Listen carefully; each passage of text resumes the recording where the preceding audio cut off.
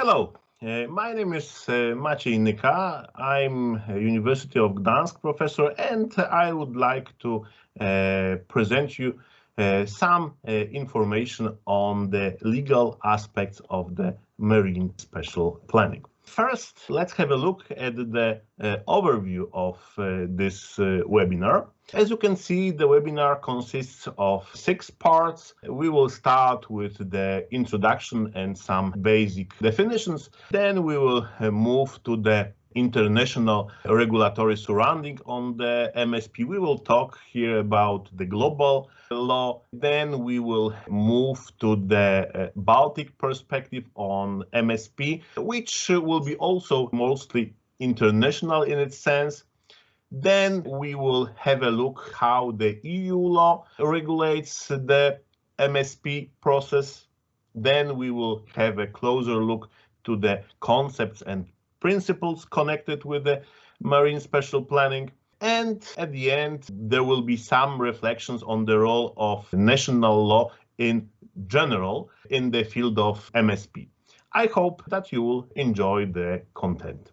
When we look at the early beginnings of the legal regulation of the MSP, then we may say that the first document which is being treated as the ancestor of the marine spatial plan was the Great Barrier Reef Marine Park Management Scheme, which has been created in the 1981 in order to protect, of course, the Great Barrier Reef.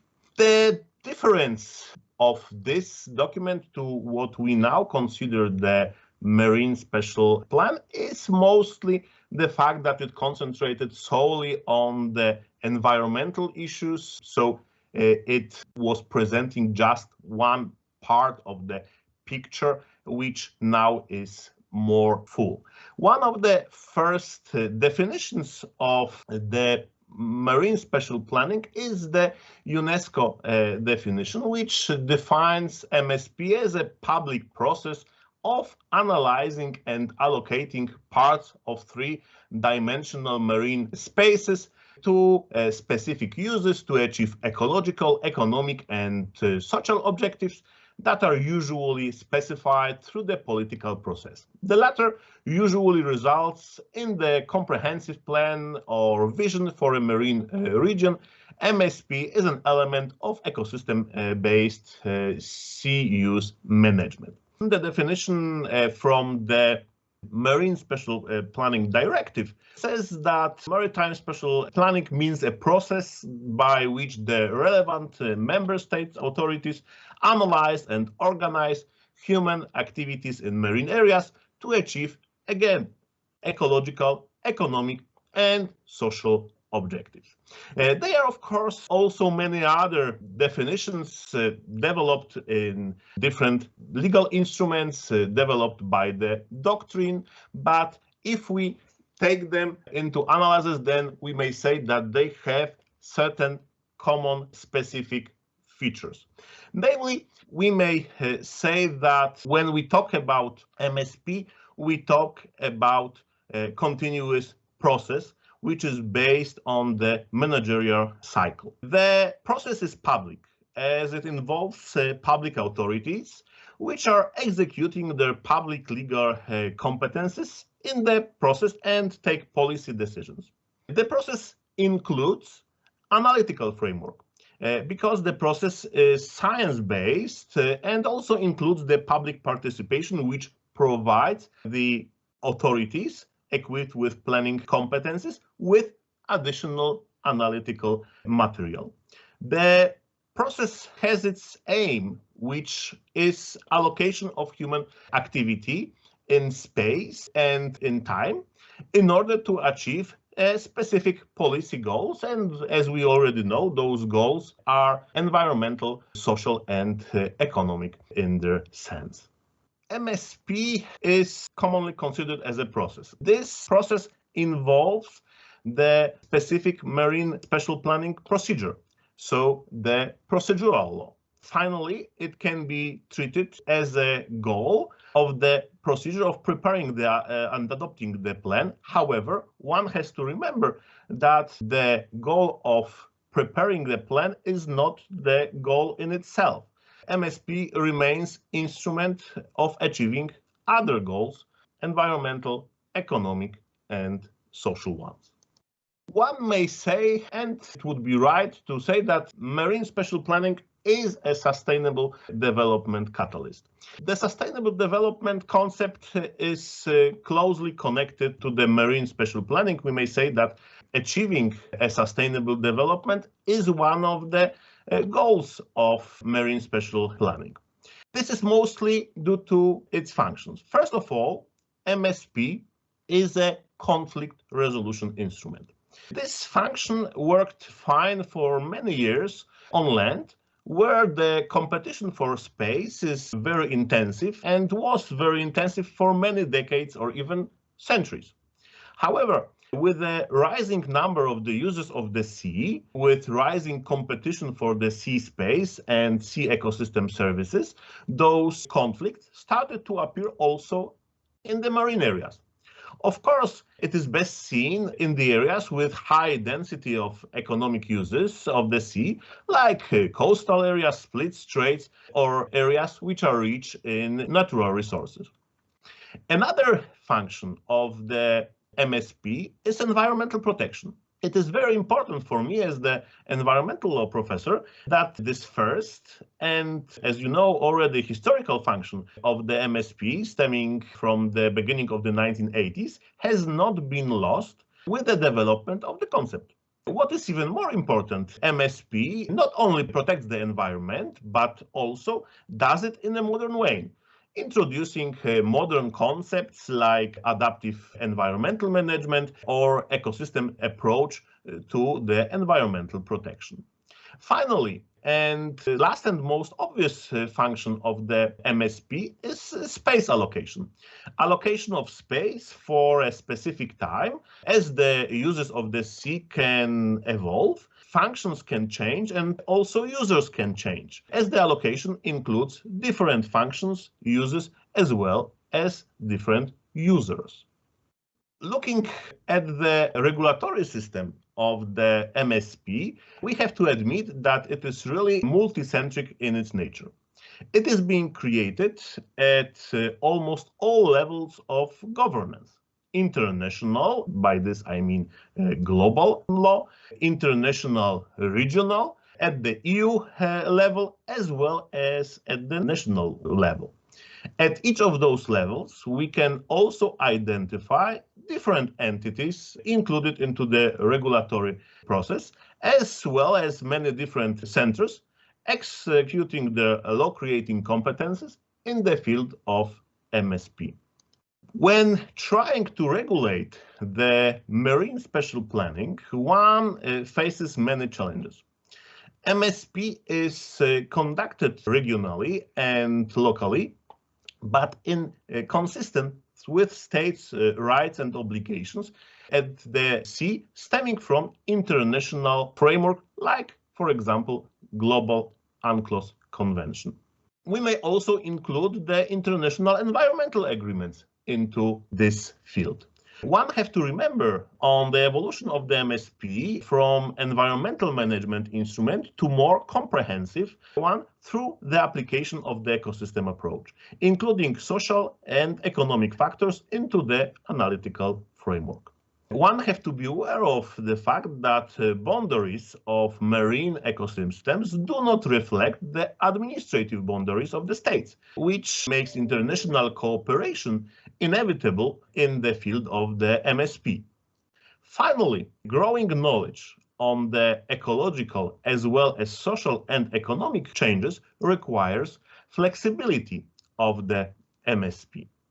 Let's start now with international regulatory surrounding of the MSP. Of course, we may say that we have very different acts of international law which influence the MSP process. However, I would like to mention only three of them and spend more time on analyzing just the first of it. The three which I have chosen are the United Nations Convention on the Law of the Sea, so the UNCLOS Convention, the ESPO Convention on Environmental Impact Assessment in Transboundary Context, and the Convention on Access to Information, Public Participation in Decision-Making, and Access to Justice in Environmental Matters, so the so-called Aarhus Convention.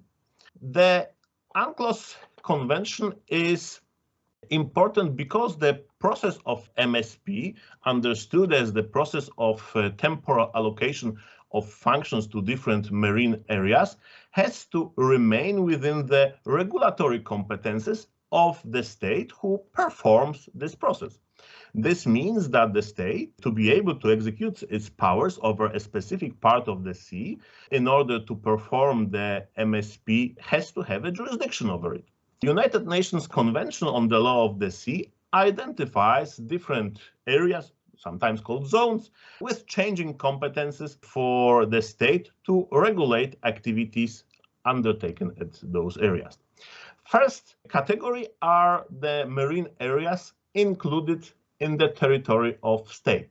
And here, of course, we may say that the state has all the competences to regulate the activities in those areas, and of course, to include those areas into the MSP framework. Those areas are, first of all, internal waters, second, archipelagic waters, and territorial sea.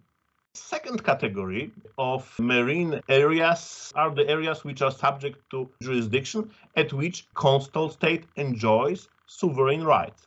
And here we may mention the continuous zone, exclusive economic zone, and the continental shelf. However, because we are talking here mostly about the MSP process in the Baltic Sea, and the Baltic Sea, the countries did not have the possibility of delimiting the continual shelf because of the specific geographical features of the Baltic Sea. So exclusive economic zone remains the most distanced from the shore area in which the coastal state may execute its special planning functions.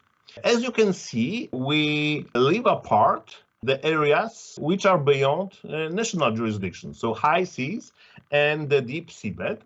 It is not included into our analytical framework. However, we should know that there are concepts in the doctrine, there are very important voices who calls for including high seas into the special planning processes. Of course, a special planning process which would be international in its nature, so some specific feature, some peculiarity of this, because the marine special planning proves to be one of the very effective instruments of the protection of marine environment, which should be or could be applicable also to the high seas and deep seabed. When we look at the content of the United Nations Convention on the Law of the Sea, we may say that UNCLOS formulates entitlements and obligations which have to be taken into the account in the MSP process, as well as the process of creating framework for the MSP processes, for example, by the European Union in its directives. Those two rights is the right to utilize natural resources which are within the state's jurisdiction, and the second right or the obligation is the obligation to protect and preserve the marine environment.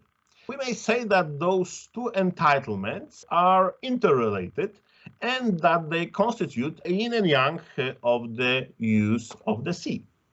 Let's now move to the Baltic perspective on the MSP. I would like to mention two important regional organizations which are involved in shaping the international legal framework of the MSP in the Baltic Sea region. First, the Helsinki Convention. The Helsinki Convention from the 1992, the Convention on the Protection of the Marine Environment of the Baltic Sea area. Most important regional convention dealing with the problems of environmental protection of the Baltic Sea, and HELCO Commission, which is created on the basis of this convention, and surely have a strong interest in MSP processes in the Baltic Sea. It is important for many reasons, which all cannot be mentioned here, but it should be stressed that it facilitates cooperation of all states located at the Baltic Sea and additionally European Union. This makes the HELCOM an important platform of cooperation with Russia, Kaliningrad, which is not the EU member. So, to a large extent, the coordination of MSP processes in the Baltic Sea outside the European Union takes place through the use of HELCOM Commission. Beyond any doubt, MSP processes at the Baltic Sea contribute to the HELCOM's vision of a healthy Baltic Sea environment with diverse biological components functioning in balance, resulting in a good ecological status and supporting a wide range of sustainable economic and social activities. Helsinki Commission has the competence to issue a recommendation to its member states, and as we can see, some of them directly or indirectly refer to the problem of MSP. We may name here the two most important or most obvious ones. So the HELCOM recommendation 24/10, implementing of integrated coastal management and maritime spatial planning in the Baltic Sea area, and another recommendation on the safeguarding important birds habitats and migration routes in the Baltic Sea from negative effects of wind and wave energy production at the sea, because, as you will see soon, the MSP process in the Baltic Sea has environmental protection at its very core and is very hard.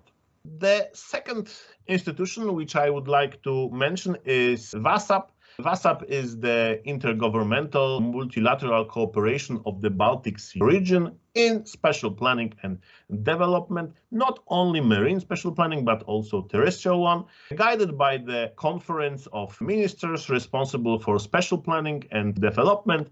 It is steered by the Committee on Spatial Planning and Development of the Baltic Sea region and is composed of the representatives of respective ministers and regional authorities. As you can see here, the WASAP specializes in the spatial planning.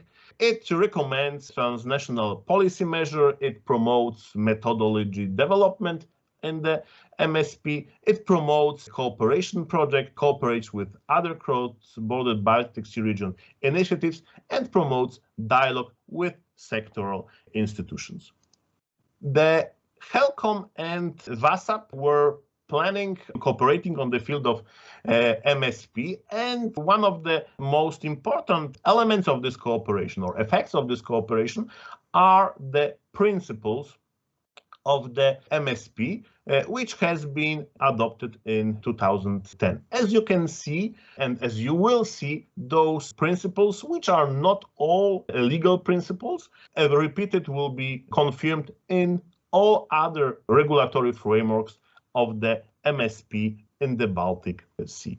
Now I would like to move to the EU perspective on the marine spatial planning. If we take into the account the EU law, then again we should focus on at least four main sources of law. First of which will be directive of the European Parliament and Council of the 17th June 2008, establishing a framework for community action in the field of marine environmental policy, which is widely known as the Marine Strategy Framework Directive. Second directive, this time which directly refers to the process of MSP, is the directive of the European Parliament and Council of the 23rd July 2014, which establishes a framework for maritime spatial planning. And again, this directive is widely known as the MSP directive. We have to mention also two directives which constitute the legal basis for the functioning of the Natura 2000 sites, as the MSP process includes the nature protection in its framework. Let's have a look at the Marine Strategy Directive, its aim and its tool. One of the directives says that the directive establishes a framework within which member states shall take the necessary measures to achieve or maintain good environmental status of the marine environment by the year 2020. So we may say that the main aim of the Marine Strategy Directive is maintaining or achieving a good environmental status of the marine environment. So we may say that the main aim of the Marine Strategy Directive is the protection of the environment. Good environmental status means the environmental status of the marine waters, where this provide ecologically diverse, dynamic oceans and seas, which are clean, healthy, and productive within their interesting conditions, and the use of marine environment is at the level that is sustainable, thus safeguarding the potential for uses and activities by current and future generations. The Article 1.4 of the Marine Strategy Directive refers to the integration of coherence. It says that this directive shall contribute to coherence between and aim to ensure the integration of environmental concerns into the different policies, agreements, and legislative measures which have an impact on the marine environment. So, as we can see, the integration means integration of environmental consideration into other policies which are important for the management and use of marine areas. The tools to achieve the above mentioned aims, so good environmental status and integration and coherence of environmental consideration and other policies, are following: protecting and preserving the marine environment, prevent its deterioration, or where practicable, restore marine ecosystems in areas where they have been adversely affected, and prevent and reduce inputs into the marine environment, which with a view to phasing out pollution so as to ensure that there are no significant impacts on the risks to marine biodiversity, marine ecosystems, human health, or legitimate uses of the sea.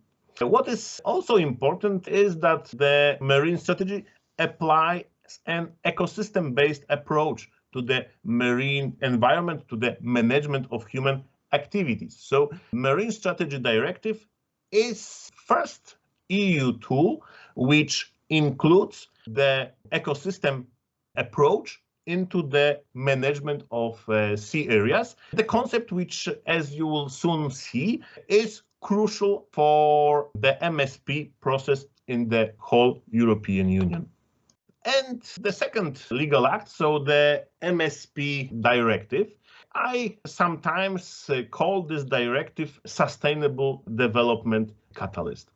Article 1 says that the directive establishes a framework for marine spatial planning aimed at promoting the sustainable growth of maritime economies, the sustainable development of marine areas, and the sustainable use of marine resources. As we can see, the sustainability is at the core of the MSP Directive. The MSP Directive left most of the substantive content of the marine spatial plans to the competence of the member states. However, it introduces some minimum standards which has to be set in those plans.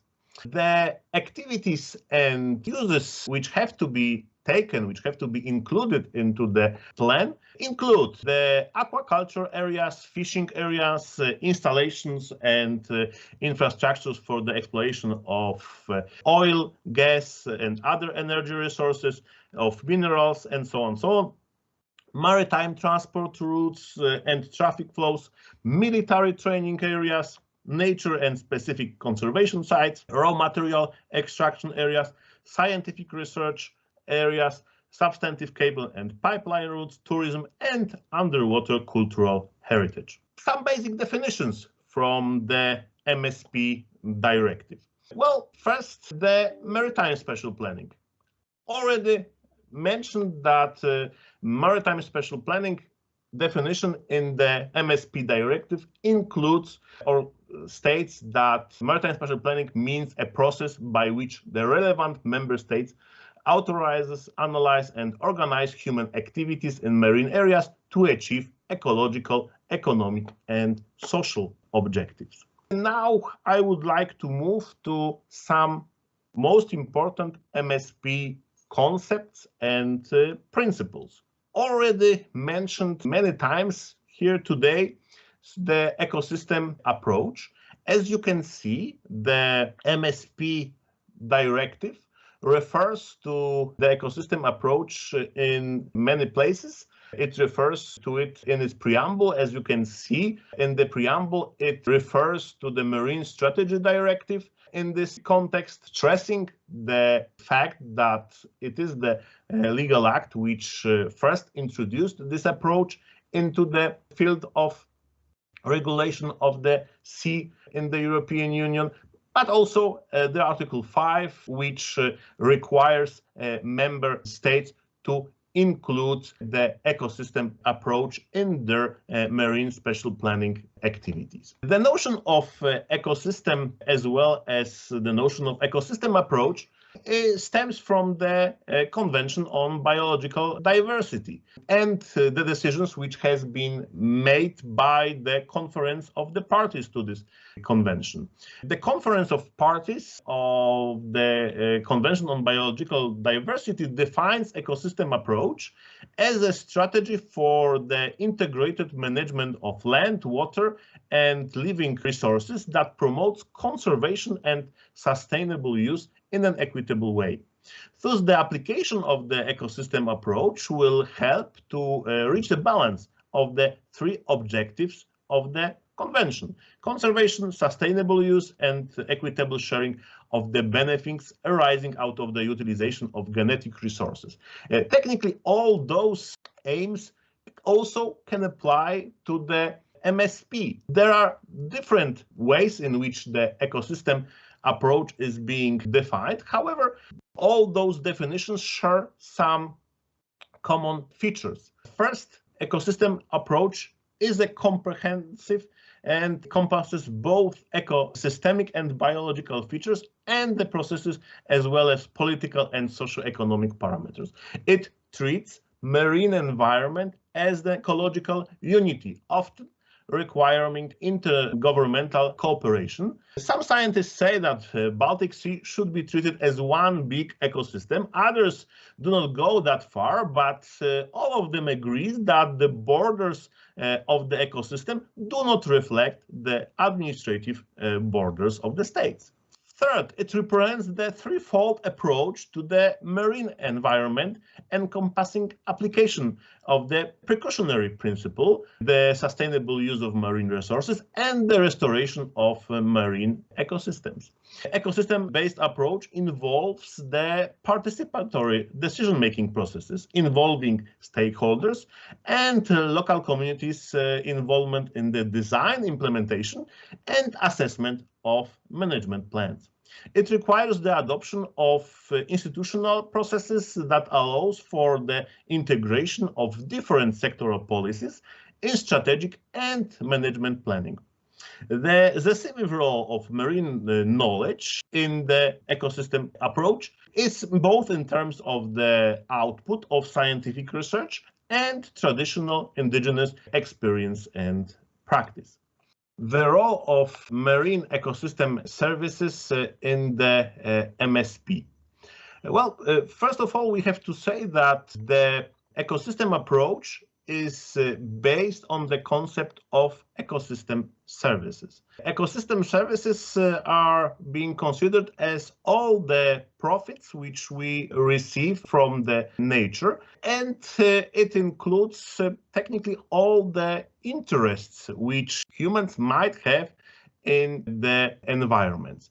Those ecosystem services is a very broad category. It includes, for example, in the sea context, the ability to produce the energy from the sea, from the wave, from the windmills. It includes fishing, it includes also aesthetical features connected with the sea, like, for example, the inspiration for artists, and also for each of us, touristic features which we receive from the sea. When we look at the role of marine ecosystem services, we may say that this role can be analyzed from the perspective of the goals of the marine spatial planning as the process.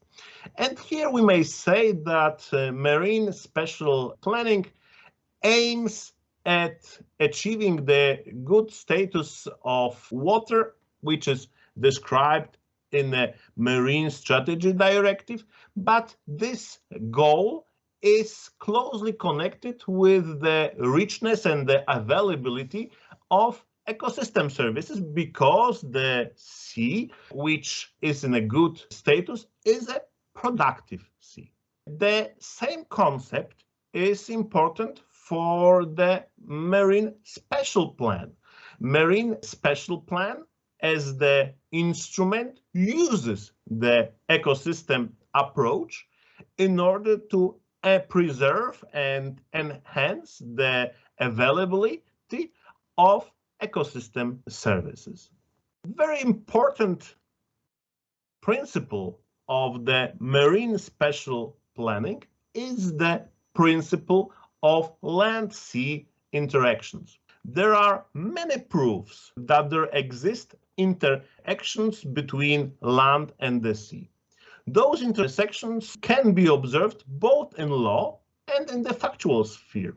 Water Framework Directive indicates that the good environmental status of the seawater is dependent on the status of inland waters, which is obvious if we take into the consideration the situation of the Baltic Sea, to which many rivers bring pollution, and cleaning those rivers, taking or making the status of the water of those rivers better, would of course enhance the quality of marine waters.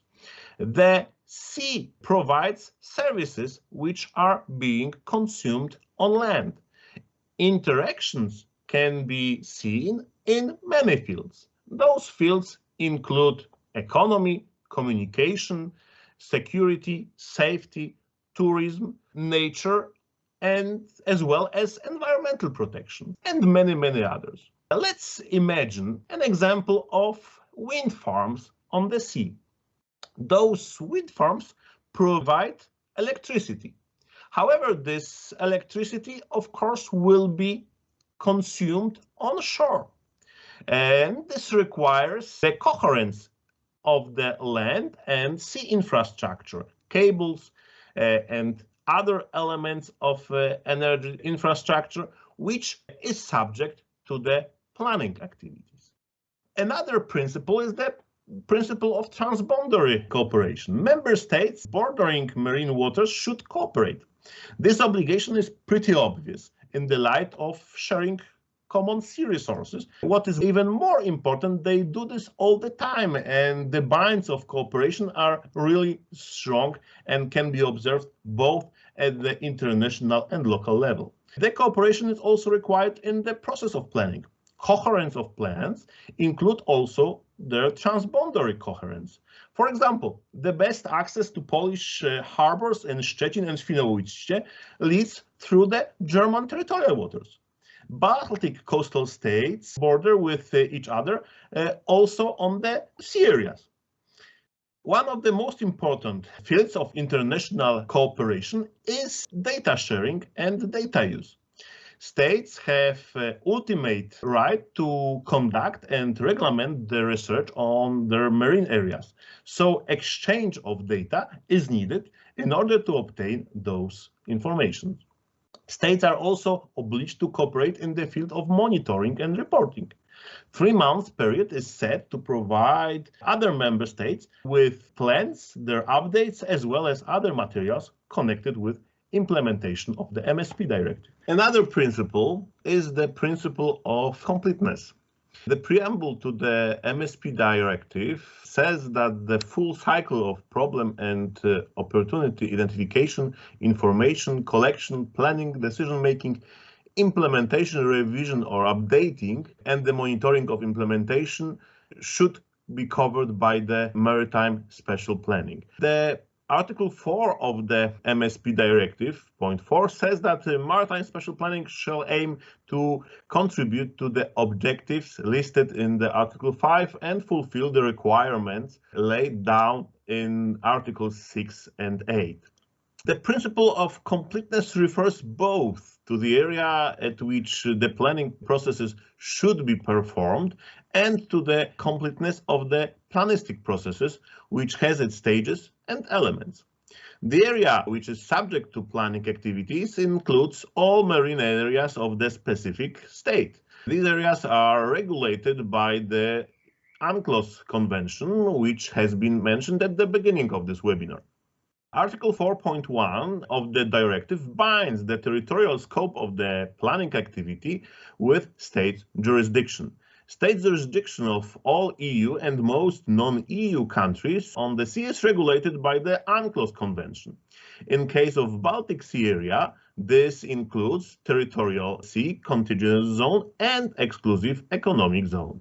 The principle of completeness, when we refer it to the stages of the planistic processes, includes specific stages of the process, including problem and opportunity identification, information collection, planning, decision-making, implementation, revision or updating, and the monitoring of implementation. This means that the marine spatial planning does not limit itself just to the preparation of the marine spatial plan, acceptance and implementation of this plan. The plan surely is a central element of the MSP process, but the MSP process is a continuous process. This thesis is additionally supported by the Article 6.3 of the Marine Spatial Planning Directive, which puts an obligation of cyclical revision and update of the plan on the regular basis, which should be made not less often than once every 9 years. The principle of state competences in the field of MSP stems from many norms of the MSP directive.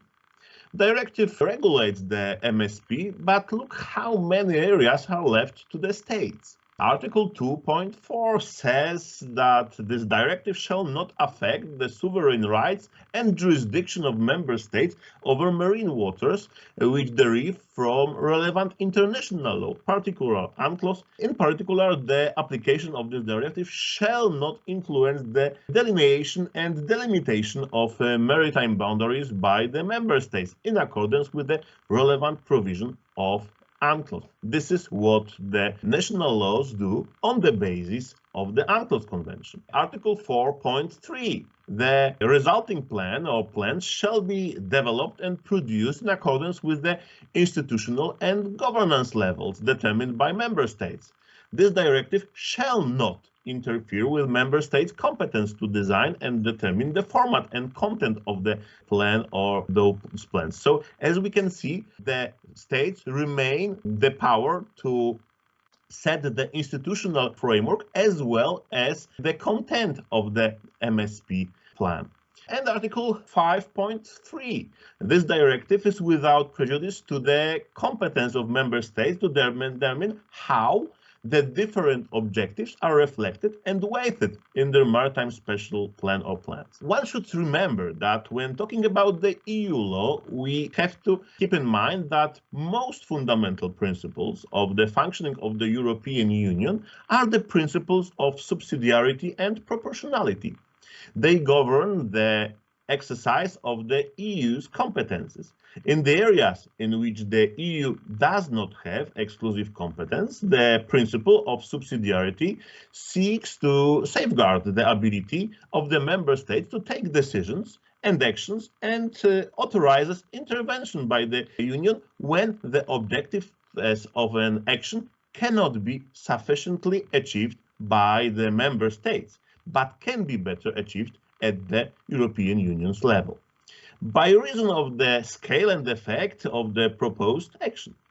This is exactly the case with the MSP. States still can and do have to exercise their competences in the MSP in all those areas where there is no need for EU's intervention. As a consequence, in all those fields which are being regulated by the UNCLOS Convention, the states fulfill their duties and capabilities which stem from this source of international law. Same as with other international legal acts which can influence the MSP process, like, for example, already mentioned Helsinki Convention.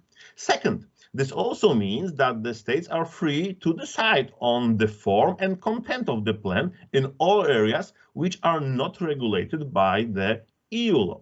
Finally, this means that the EU law in the form of directive binds states in a way typical for the EU directive, so as to the goals and to the date of implementation, leaving them lots of freedom, which is necessary to adapt the regulations to the specific conditions of a particular state. Principles of preventive action and principle of precaution are the cornerstones of the whole EU environmental policy, which is integrated with the other EU policies, including the maritime policy. The aim of high level of the protection of the environment, which is mentioned in the Article 191 of the Treaty on the Functioning of the European Union, requires usage of the preventive measures. This is a consequence of the fact that, especially in the field of environmental protection, it is always more efficient to prevent than to make up when the environmental damage already happened. The prevention of environmental risks may use both technical instruments like special engineering solutions designed for mitigating those risks, as well as the organizational instruments like specific procedures. It is not easy to prevent the environmental damages, and the MSP can serve as an excellent tool for protection against the well-known risks by designing functions to marine areas in a way which would minimize the environmental risk. How about the environmental dangers which we do not know well? How should we behave in a situation in which we do not have a full scientific certainty concerning the consequences of our activities at the sea? Should we ignore the risk until we get all the scientific proofs and full scientific certainty?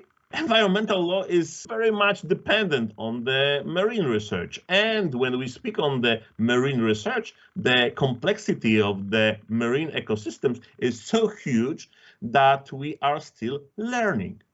Some even say that we know the close cosmic space better than the Earth's surface covered by the water.